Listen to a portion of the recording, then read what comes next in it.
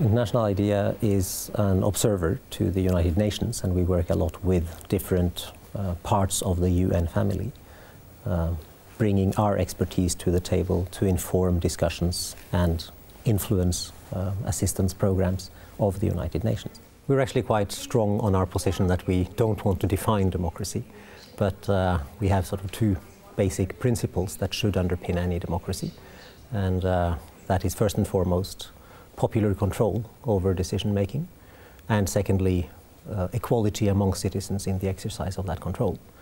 And based on those two principles, democracy can take many forms and needs to be rooted in the realities of any given country.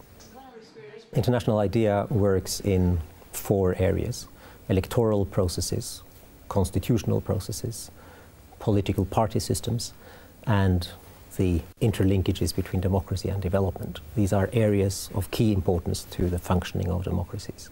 First of all, we generate comparative knowledge. There's a wealth of knowledge out there about how democracy has evolved, and we make that available through expertise networks and providing it in democracy building processes. The second way we do things is we seek to influence the policies and actions of development actors, of democracy assistance actors, and of countries in the way they strive to improve democracy. And much related to that, we do assist, thirdly, in the building of democracy, in reforming political systems, reforming electoral laws, reforming electoral management bodies, reviewing constitutions, etc., providing country-level assistance in such processes. Our main regions are Latin America, Africa, and increasingly Asia. Much of what we do in Latin America is to work with political parties.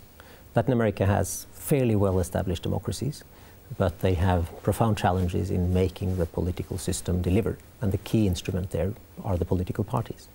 And a very important feature of that work with political parties is the inclusion of women, because in Latin America, as in many other parts of the world, women are grossly underrepresented in political life, and that has an impact on what politics deliver. Our work in Africa focuses a lot on the need to strengthen institutions. Africa has a lot of democracies that are fairly young and fairly weak and at times unstable, and strengthening institutions like electoral management bodies is a very important undertaking there. And then we work with political parties and other actors also with a strong focus on Africa's poverty problem, because there, more than anywhere else, if democracy doesn't deliver better lives for people, democracy will not be sustainable. Asia is the region where we have done the least work historically, but where we are now gearing up. We are currently strongly engaged in Nepal in support of the constitutional process there, with a country coming out of civil war and autocracy, trying to chart the course towards democracy, and where building a new constitution is really about laying a new basis for the country.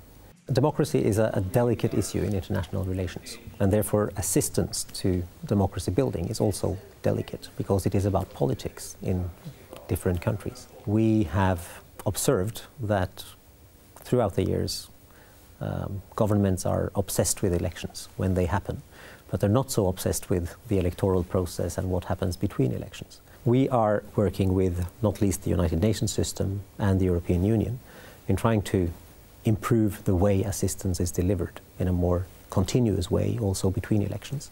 One example of this happening right now is the Democratic Republic of Congo, which had quite successful elections a couple of years back. The challenge in such a very difficult country situation is to sustain the success, to continue to strengthen the election commission, and to put it in a good position also for the next election. I think there is a profound need for a continued dialogue between regions and between regional organizations of the world on how democracy can be improved. People feel, even if they support democracy, they feel frustrated and let down by democratic institutions, by political parties, by parliaments, by governments, because they don't see results in their daily lives.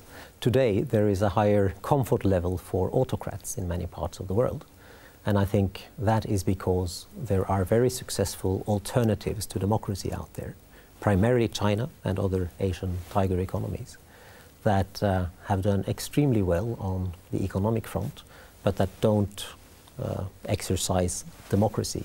But we shouldn't shy away from realizing that there are big challenges out there in individual countries and in global trends. And those challenges need to be addressed. And there is a need for governments and for international actors to do more to support and sustain democracy.